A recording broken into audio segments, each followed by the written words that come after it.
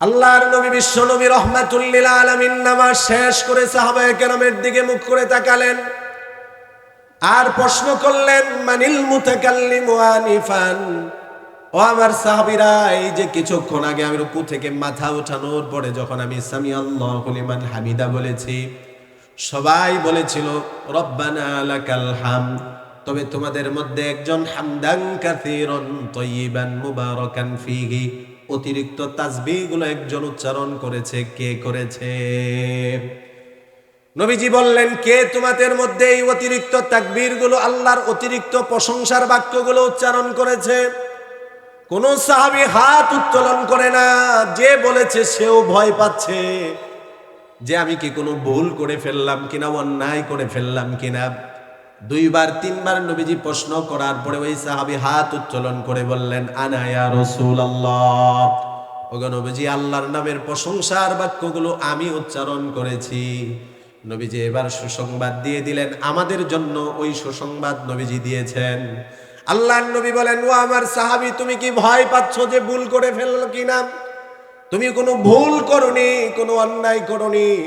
লাকাদ রাআইতু বিদআতান ওয়া 30 মালাকান ইয়াবতাদিরুনাহা আইয়ুহুম ইয়াকতুবুহা আউয়াল।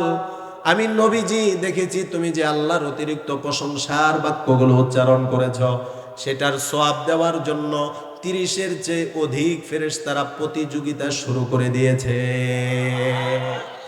এই যে আমরা দলের নামের স্লোগান দিলে আমাদের নামে কোনো নেকি লেখা হবে না, ব্যক্তির নামের স্লোগান দিলে কোনো নেকি লেখা হবে না, মার্কার নামের স্লোগান যতই জুড়ে দেই না কেন, শুধুমাত্র কিছু টাকা পেলাম আর কিছু বিরানি পেলাম, খিচুড়ি পেলাম, কোন মানুষের কিছু মোহাব্বত পেলাম।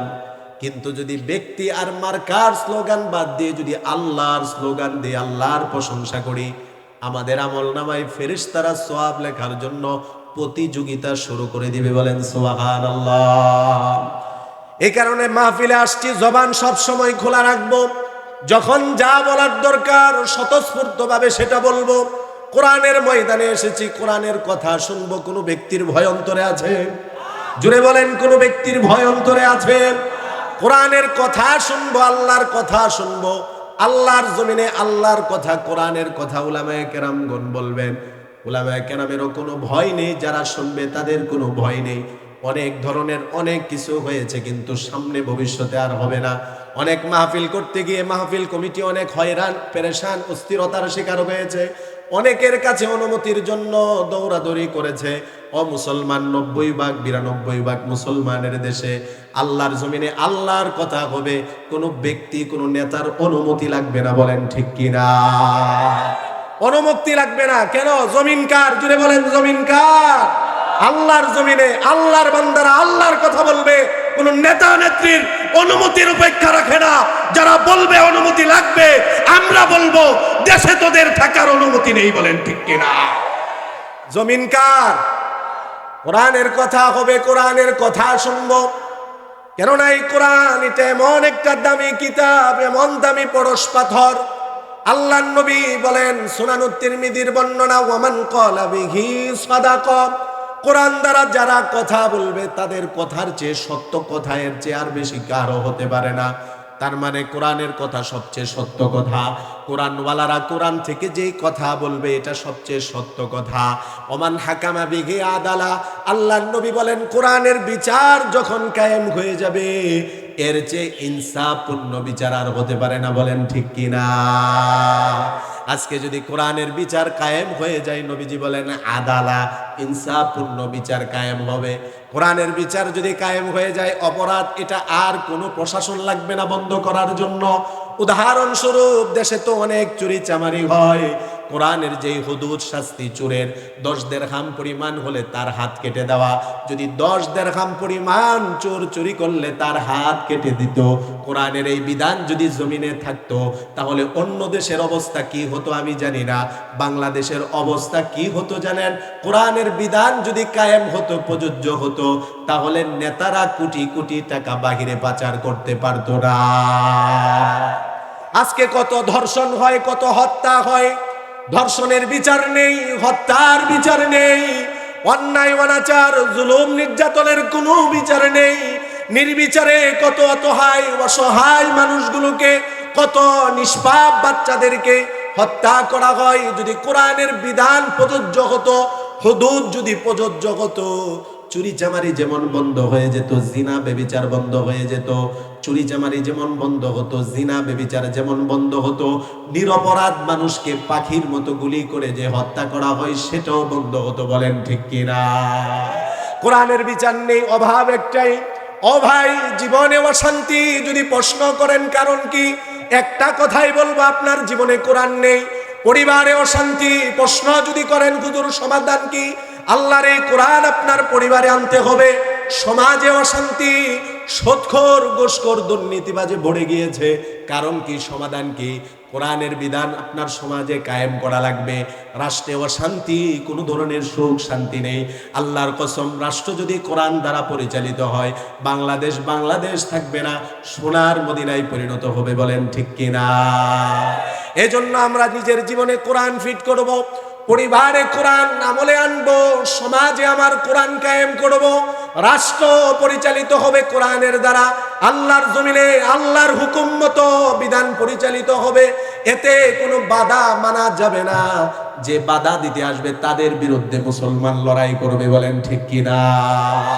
নবীজি বলেন, এই কোরআন এটা কমন দামি কিতাব। ওমান দাআ ইলাইহি, কোরআন দ্বারা যখন কোন মানুষকে কোনো দিকে ডাকা হবে, ফাকাদ হুদিয়া ইলা সিরাতিম মুস্তাকিম, তাহলে তাদেরকে যেই পথে কোরআন দ্বারা ডাকা হবে ওই পথ সবচেয়ে সরল সঠিক পথ হবে, সিরাতে মুস্তাকিমের পথ হবে। কোরআনের কথা এই যে শ্রোতারা শুনবে, যদি আমল করতে পারে সিরাতে মুস্তাকিমের উপর চলে যাবে। সিরাতে মুস্তাকিমের উপর এক পা রাখবে, তার এই গন্তব্য শেষ হবে গিয়ে আল্লাহর জান্নাতে। আলা মুহাম্মদ ওয়া আলা আলি মুহাম্মদ কামা বারাকতা আলা ইব্রাহিম ওয়া আলা আলি ইব্রাহিম ইন্নাকা হামিদুম মাজিদ। লা ইলাহা, এতগুলো মানুষ, আওয়াজ কোথায়? লা ইলাহা ইল্লাল্লাহ, লা ইলাহা, আরো জোরে জোরে, লা ইলাহা, লা ইলাহা ইল্লাল্লাহ, লা ইলাহা ইল্লাল্লাহ, লা ইলাহা ইল্লাল্লাহ, লা ইলাহা, লা ইলাহা ইল্লাল্লাহ মুহাম্মাদুর রাসূলুল্লাহ সাল্লাল্লাহু আলাইহি ওয়াসাল্লাম। আলহামদুলিল্লাহ, ঐতিহ্যবাহী ময়মনসিংহ জেলার ভালুকা বেলাশিয়া পাড়া কেন্দ্রীয় জামে মসজিদ ও দারুস সালাম নুরানি হাফিজিয়া মাদ্রাসা এতিমখানার উদ্যোগে হাফেজ ছাত্রদের পাগড়ি প্রদান উপলক্ষে ৭ম বার্ষিক ওয়াজ ও দোয়ার মাহফিল। অধ্যকার আজকের এই ওয়াজ এবং দোয়ার মাহফিলের উপস্থিত শ্রদ্ধাভাজন সম্মানিত সভাপতি, আজকের এই মাহফিলের আমন্ত্রিত হজরত ওলামায়ে কেরাম, আমার সামনে উপবিষ্ট আছেন আমার পিতৃতুল্য মুরব্বী বাবারা, সমবয়স্ক কলিজার টুকরা যুবক ভাইরা, স্নেহের কচিকাচারা, পর্দার আড়ালে শ্রদ্ধা সম্মানিতা মা এবং বোনেরা। শুরুতেই মহান আল্লাহ পাক রব্বুল আলমিনের আলিশান দরবারে লাখো কোটি শুকরিয়া যে আল্লাহ মহিয়ান গরিয়ান আমাদের সকলকে এই অন্ধকারাচ্ছন্ন পৃথিবীর সমস্ত অন্ধকার থেকে, জুলুমাত থেকে, অমানিসা থেকে বের করে রহমতের হাতছানি দিয়ে লাখো কোটি মুমিন মুসলমানের মধ্য থেকে আমার আপনার মতো কিছু নালায়েক ওয়া যোগ্য গুনাহগার বান্দাদেরকে কোরআন এবং হাদিসের মাহফিলে উলামায়ে কেরামের মজলিসে তথা জান্নাতের বাগানে আসা বসা, কিছু কথা বলা এবং শোনার জন্য যেই মালিক তৌফিক দান করেছেন, এতে আপনারা খুশি না বেজার? আওয়াজে বোঝা যায় যে কম খুশি। কম না বেশি? হৃদয়ের সবটুকুন ভালোবাসা উজাড় করে আল্লাহ পাকের শেখানো ভাষায় তারই দেওয়া জবান দিয়ে, শক্তি দিয়ে কালিমাতুশ শুকর আদায় করে উচ্চ আওয়াজে উচ্ছ্বসিত কণ্ঠে সকলে বলছি আলহামদুলিল্লাহ। আরো জোরে আওয়াজে বলেন আলহামদুলিল্লাহ। রব্বানা লাকাল হামদ হামদান কাসীরা তাইয়িবান মুবারাকান ফীহি। প্রশংসা করলাম কার? জোরে বলেন কার? লাভ হয়েছে কার? হ্যাঁ, মাশাআল্লাহ, সবাই সজাগ সতর্ক। অনেক জায়গায় প্রশ্ন করি প্রশংসা করলাম কার, কয় আল্লাহ। লাভ হয়েছে কার? গতকালকে ও সিরাজগঞ্জে 4 ভাগের প্রায় 3 ভাগ শ্রোতা জোরে কয় আল্লাহর। আচ্ছা, আল্লাহর প্রশংসা করার দ্বারা লাভ কি আল্লাহর হয় না আমার হয়? এজন্য সবসময় প্রশংসা করব কার? সবসময় জিকির করব কার? সবসময় বরত্বতা বর্ণনা করব কার? অনেক হয়েছে দলের নামের স্লোগান, মার্কার নামের স্লোগান, ব্যক্তির নামের স্লোগান অনেক হয়েছে। এখন থেকে আর নয়, একজনের নামের স্লোগান আর তাকবীর হবে। তিনি কে?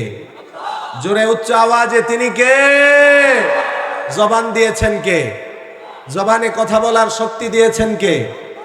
এই যে এই জবানে কথা বলার যে আল্লাহ শক্তি দিয়েছেন, এই দেহে যে আল্লাহ শক্তি দিয়েছেন, যে আল্লাহ আমাকে মানুষ হিসেবে সৃষ্টি করেছেন, যতদিন এই দেহে প্রাণ থাকবে, যতদিন জবানে শক্তি থাকবে, যতদিন কথা বলার যোগ্যতা থাকবে, কোনো ব্যক্তির, কোনো মার্কার, কোনো দলের স্লোগান হবে না, একজনের নামের স্লোগান হবে। জোরে তিনি কে? লিল্লাহি তাকবীর। হয়নি? জোরে নারায়ে তাকবীর, নারায়ে তাকবীর। এই যে আল্লাহর নামের তাকবীর, এটার মধ্যে শক্তি ক্ষমতা আছে কি নাই? এই যে সবচেয়ে বেশি ভয় পায় ইহুদি নাসারা অমুসলিমরা, সবচেয়ে বেশি ভয় পায় কি জানেন? আমাদের মুসলমানদের জবানে উচ্চারিত হওয়া এই ধ্বনি, নারায়ে তাকবীরের এই আওয়াজ। এটা শয়তান যেমন ভয় পায়, শয়তানের অনুসারী যারা আছে এরাও এই তাকবীর, এই ধ্বনিকে ভয় পায়। জুড়ে বলেন ঠিক কিনা? এই কারণে বিগত অনেক সময় আমরা দেখেছি নারায়ে তাকবীর, আল্লাহু আকবার, এই ধ্বনির বিরুদ্ধে অনেক লোকে স্লোগান দিয়েছে। যারা নারায়ে তাকবীর, আল্লাহু আকবারের পক্ষে স্লোগান দিয়েছে তাদেরকে মৌলবিবাদ, জঙ্গিবাদ বলে গালি দিয়েছে। ঠিক কিনা বলেন? নারায়ে তাকবীর, আল্লাহু আকবার নির্দিষ্ট কোনো ব্যক্তির স্লোগান নয়, নির্দিষ্ট কোনো দলের স্লোগান নয়। সারা বিশ্বের 200 কোটি মুসলমানের, অমুসলিমদের বিরুদ্ধে, কাফেরের বিরুদ্ধে, তাগুতের বিরুদ্ধে, বাতিল শক্তির বিরুদ্ধে কোনো শক্তি নেই, কোনো অস্ত্র নেই, একটাই শক্তি, নারায়ে তাকবীর, আল্লাহু আকবার। বলেন ঠিক কিনা? এজন্য সবসময় জবানে থাকবে তো ইনশাল্লাহ। প্রশংসা কার করব? দলের, ব্যক্তির, মার্কার? কার? জোরে কার?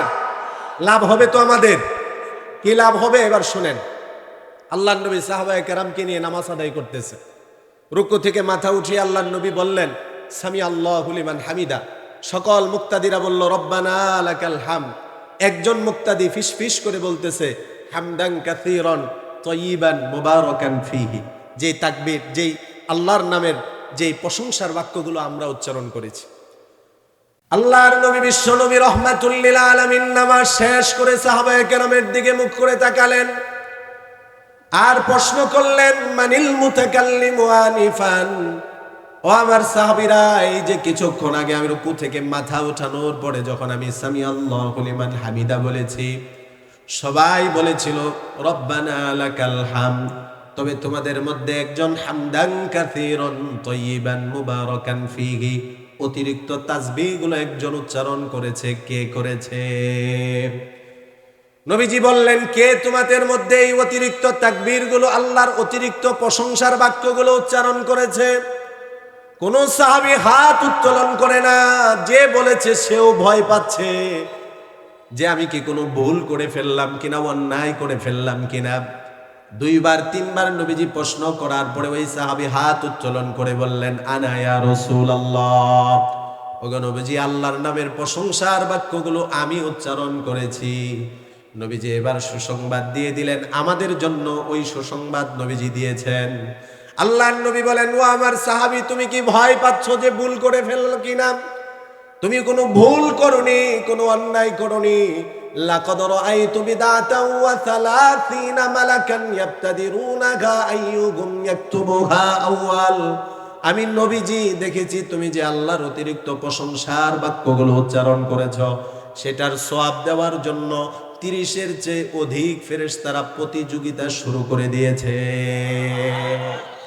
এই যে আমরা দলের নামের স্লোগান দিলে আমাদের নামে কোনো নেকি লেখা হবে না, ব্যক্তির নামের স্লোগান দিলে কোনো নেকি লেখা হবে না, মার্কার নামের স্লোগান যতই জুড়ে দেই না কেন, শুধুমাত্র কিছু টাকা পেলাম আর কিছু বিরিয়ানি পেলাম, খিচুড়ি পেলাম, কোন মানুষের কিছু মোহাব্বত পেলাম, কিন্তু যদি ব্যক্তি আর মার্কার স্লোগান বাদ দিয়ে যদি আল্লাহর স্লোগান দিয়ে আল্লাহর প্রশংসা করি, আমাদের আমলনামায় ফেরেশতারা সওয়াব লেখার জন্য প্রতিযোগিতা শুরু করে দিবে। বলেন সুবহানাল্লাহ।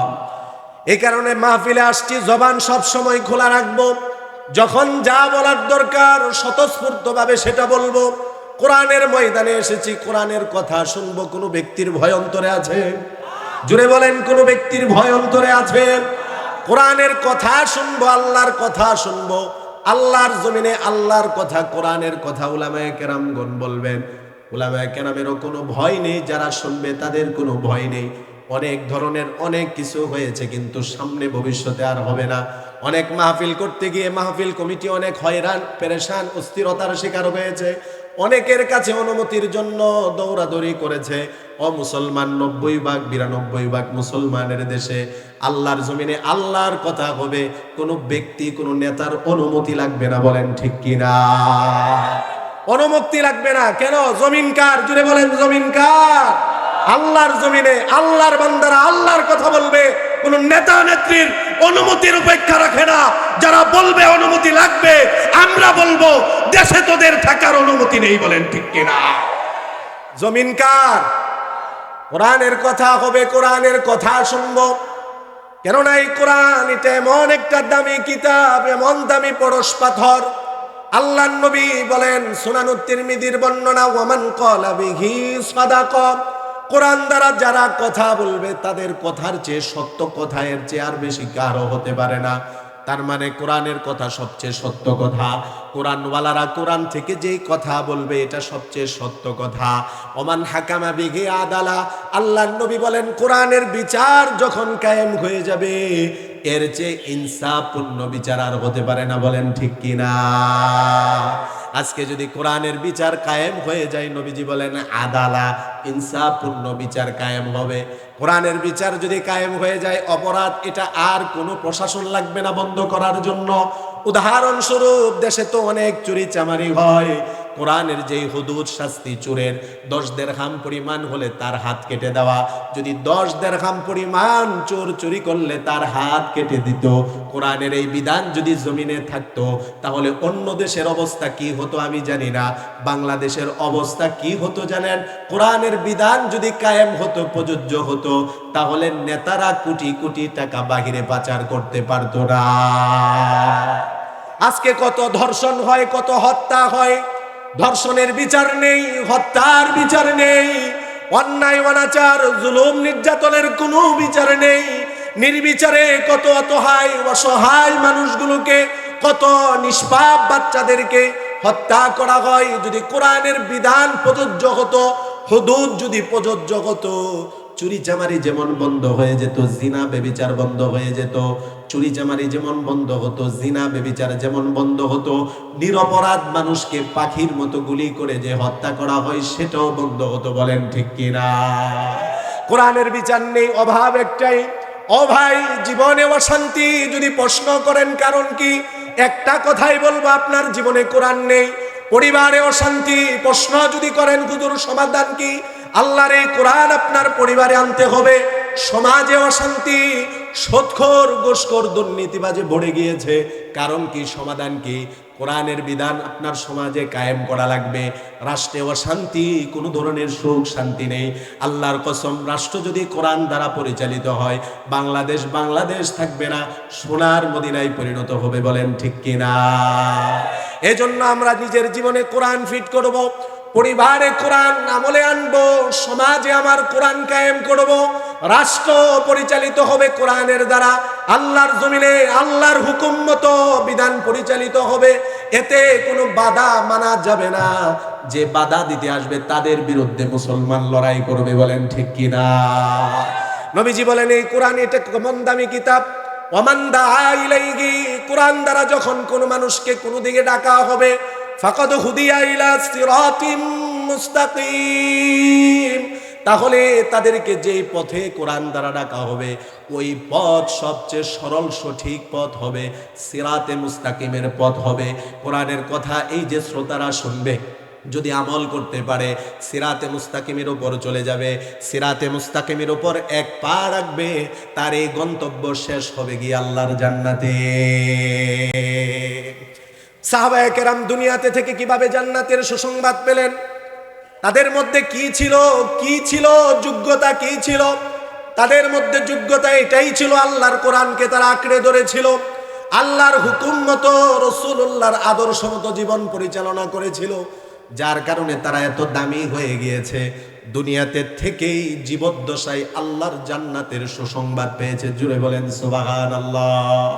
দুনিয়াতে বড় চাকরিজীবী হয়ে যাওয়া সফলতার আলামত নয়, দুনিয়াতে বড় ব্যবসায়ী হয়ে যাওয়া সফলতার আলামত নয়, দুনিয়াতে বড় লিডার হয়ে যাওয়া সফলতার আলামত নয়, দুনিয়াতে বড় নেতা হয়ে যাওয়া সফলতার আলামত নয়। পূর্ণাঙ্গ সফলতা অর্জন করেছে তারা জাহান্নাম থেকে বেঁচে জান্নাতে ঢুকেছে যারা। বলেন ঠিক কিনা? ফামান যুহজিহা আনিন নার, আল্লাহর কোরআন প্রমাণ করে যাদেরকে জাহান্নাম থেকে বাঁচানো হবে, ওয়া উদখিলাল জান্নাতা, জান্নাতে যাদেরকে প্রবেশ করানো হবে, দুনিয়াতে তারাই হলো সবচেয়ে বড় সফল কাম। সাহাবায়ে কেরাম দুনিয়াতে জীবদ্দশায় জান্নাতের সুসংবাদ পেয়েছেন। কারণ কি? নিজের জীবনকে, নিজের জান, নিজের মাল সব কিছু আল্লাহর জন্য উৎসর্গ করেছেন। এক বিন্দু মাত্র কোনো নিজের স্বার্থের দিকে তাকাননি, লক্ষ্য করেননি। নবীর সাহাবীরা ও আমার যুবক ভাইরা, আজকে আমরা নিজেদের স্বার্থের জন্য কত কিছু করি, বন্ধুর স্বার্থের জন্য কত কিছু করি, দলের স্বার্থের জন্য, নেতার স্বার্থের জন্য কত কিছু করি। সাহাবায়ে কেরামের জীবনের লক্ষ্য উদ্দেশ্য ছিল আল্লাহ এবং তার রসুল।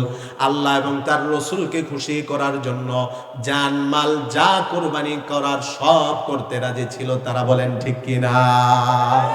আল বিদায়া ওয়ান নিহায়া কিতাবের মধ্যে এসেছে, নবীজির একজন ছোট্ট সাহাবী, বয়স তার বেশি নয়। ও যুবক ভাইরা, এখানে আমরা এই বয়সের অনেকে আছি, 16-17 বছর মাত্র বয়স। নবীজির কাছে আসা যাওয়া করে তখনও মুসলমান হয়নি। নবীজির নুরানি চেহারা দেখে, জবান মুবারক থেকে নবীজির মধুশ্রুত বাণীগুলো শুনে শুনে আকৃষ্ট হয়ে নবীজির কাছে গিয়ে কালিমা পড়ে মুসলমান হয়ে গেল। জুড়ে বলেন সুবহানাল্লাহ।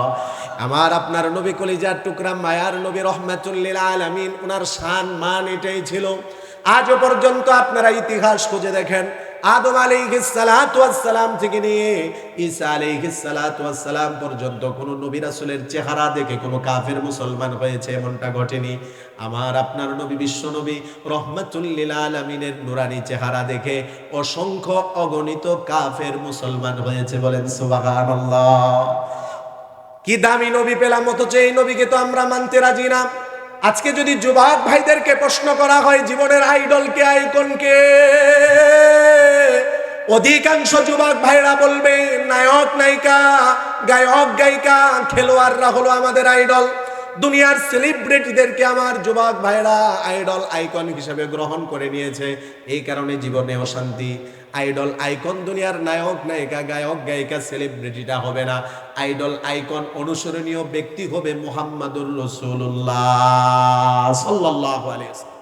আজকে জীবনে অশান্তি যদি বলেন কারণ কি, এটাও একটা অন্যতম কারণ। আপনি কাকে অনুসরণ করতেছেন, কাকে মানতেছেন, কাকে সামনে রেখে জীবন পরিচালনা করতেছেন? নায়ক নায়িকা, গায়ক গায়িকা আর মডেলিংদেরকে সামনে রেখে, খেলোয়াড়দেরকে সামনে রেখে তাদেরকে অনুসরণ করে জীবন পরিচালনা করলে আল্লাহর কসম জীবনে শান্তি আসবে না, পরিবারেও শান্তি আসবে না, সমাজেও শান্তি আসবে না, রাষ্ট্রেও আসবে না। বলেন ঠিক কিনা? যে তাদেরকে অনুসরণ করলে সুখ শান্তি আসবে না, আর তারা যদি রাষ্ট্র পরিচালনা করে তাহলে রাষ্ট্রে কি সুখ শান্তি আসবে? জোরে বলেন আসবে? যেহেতু কথাটা চলে আসছে আপনাদেরকে শুধু স্মরণ করিয়ে দেই, 90 ভাগ 92 ভাগ মুসলমানের দেশে ছাত্ররা শহীদ হওয়ার পরে, গণ অভ্যুত্থানের পরে যেই নতুন এই স্বাধীনতা বাংলাদেশের মানুষ অর্জন করেছে, নতুন এই স্বাধীনতার মধ্যে কোনো নায়ক নায়িকা, গায়ক গায়িকা আর খেলোয়াড়দেরকে সংসদ সদস্য আমরা দেখতে চাই না। সংসদ সদস্য হবে নামাজি, সংসদ সদস্য হবে তাকওয়া পরহেজগারওয়ালা ব্যক্তি, সংসদ সদস্য হবে দিনদার আলেমরা। বলেন, জুড়ে বলেন ঠিক কিনা? অথচ দুঃখজনক হলে কষ্ট লাগে এই কথা, এখনো আমরা দেখতে পেয়েছি আমাদের উপদেষ্টা মণ্ডলীর মধ্যে নতুন একজন সংযোজন হয়েছে, মুস্তফা সারওয়ার ফারুকী। আপনারা হয়তো তাকে চিনেন না অনেকে, যার কারণে হয়তো আপনার মাথা ব্যথা নেই, হয়তো কোনো আপত্তি নেই। এটা এমন একটা নাস্তিক লোক, সে সমকামে তাকে প্রমোট করে, সে এমন একজন ওলামা বিদ্বেষী লোক। এই মুস্তফা সারওয়ার ফারুকী আল্লামা শাহ আহমদ শফী সাহেবকে তেতুল হুজুর বলে আখ্যায়িত করেছিল।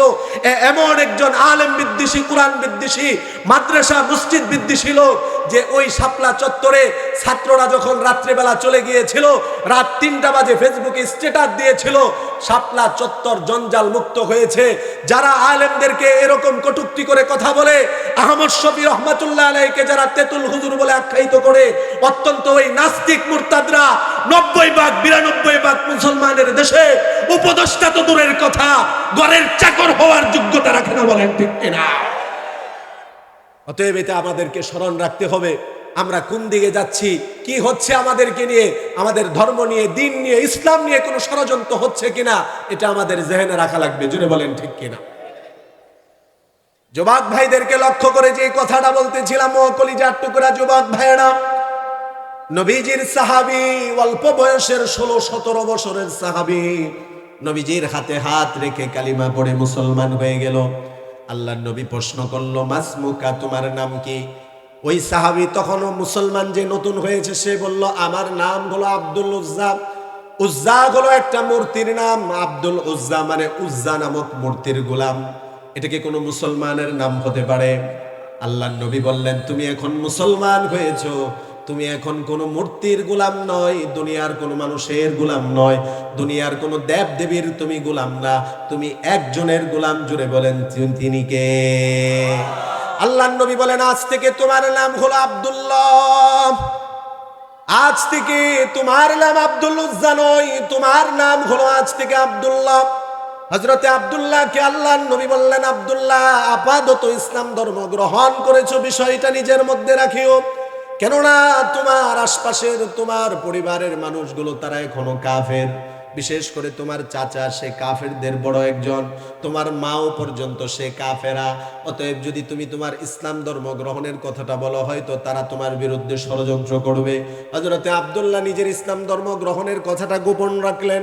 কিছুদিনের মধ্যে আল্লাহর নবী, বিশ্ব নবী রাহমাতুল লিল আলামিন, আল্লাহ পাকের আদেশে মক্কা থেকে হিজরত করে তিনি মদিনায় চলে গেলেন।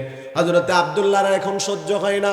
এতদিন তো গোপনে থাকলেও নবীজির দরবারে মাঝে মধ্যে গিয়েছে, নবীজির নুরানি চেহারা দেখে, নবীজির বয়ান শুনে হৃদয়কে ঠান্ডা করেছে। নবীজিকে দেখতে পারে না, নবীজির কথা শুনতে পারে না। আব্দুল্লাহর সহ্য হয় না, একটা বিরহ যন্ত্রণা তার মধ্যে শুরু হয়ে গেল, একটা পরিবর্তন চলে আসলো। দুনিয়ার কোনো অবৈধ সম্পর্কে জড়িত হলে যদি ছেলের মধ্যে পরিবর্তন আসে, যুবক যুবতীর মধ্যে অবৈধ সম্পর্কের মধ্যে লিপ্ত হলে যদি পরিবর্তন আসে, তাহলে যে বৈধ সম্পর্ক, প্রকৃত মহাব্বত, ভালোবাসা যাকে লাগবে, সেই নবীর ভালোবাসায় বিরহের চেহারা পরিবর্তন হবে। বলেন ঠিক কিনা? আব্দুল্লাহর চেহারার পরিবর্তন, তার অবস্থার পরিবর্তন দেখে চাচা প্রশ্ন করলো, আব্দুল্লাহ, কি ব্যাপার? তোমার মধ্যে একটা পরিবর্তন দেখা যায়, তোমার কি কোনো সমস্যা কিনা? আব্দুল্লাহ বলে, না, সমস্যা নেই। চাচা বলে, তোমার এই অবস্থার পরিবর্তন দেখে আমার কাছে মনে হচ্ছে তুমিও হয়তো মুহাম্মদের হাতে হাত রেখে কালিমা পড়ে মুসলমান হয়েছো। চাচার এই কথা শুনে হযরতে আব্দুল্লাহ আর কাল বিলম্ব না করে সাথে সাথে চাচার প্রশ্নের উত্তরে বলে দিল, ও চাচা, আর সত্য গোপন রাখবো না, এই বিরহ যন্ত্রণার আমার সহ্য হচ্ছে না, আর সত্য গোপন রাখবো না। আপনি যে ধারণা করেছেন এটা শুধুমাত্র ধারণা নয়, এটাই বাস্তব সত্য। আমি সমস্ত দেব দেবীর পূজা ছেড়ে দিয়ে এক আল্লাহ তাওহীদে বিশ্বাসী হয়ে নবীজির হাতে হাত রেখে কালিমা পড়ে আমি মুসলমান হয়েছি। চাচা অগ্নিশর্মা হয়ে গেল, রাগান্বিত হয়ে বাতিজার উপর মার দৌড় শুরু করে দিল। অত্যাচার টর্চার শুরু করে দিল, জুলুম নির্যাতন অত্যাচার শুরু করে দিল। শরীরের ওপর শত আঘাত আব্দুল্লাহ সহ্য করে এক মুহূর্তের জন্য ঈমান থেকে সরে যাওয়ার চিন্তা তার আসে না। আমরা তো একটা থাপ্পড় পেলে যদি বলা হয় দ্বিতীয়বার যে ঈমান স্যার, অনেক দুর্বল ঈমানদার আছে এক থাপ্পড়ে ঈমান ছেড়ে দিবে, বলেন আছে কি নাই? এমন দুর্বল ঈমানদার পর্যন্ত আছে যারা 500 টাকার বিনিময়ে তার ঈমানকে বিক্রি করে দেয়, আছে কি নাই? কেন কেন এই অবস্থা? ওই ঈমানদার ঈমান এনেছে কিন্তু ঈমানের মূল্যবোধ বুঝতে পারেনি।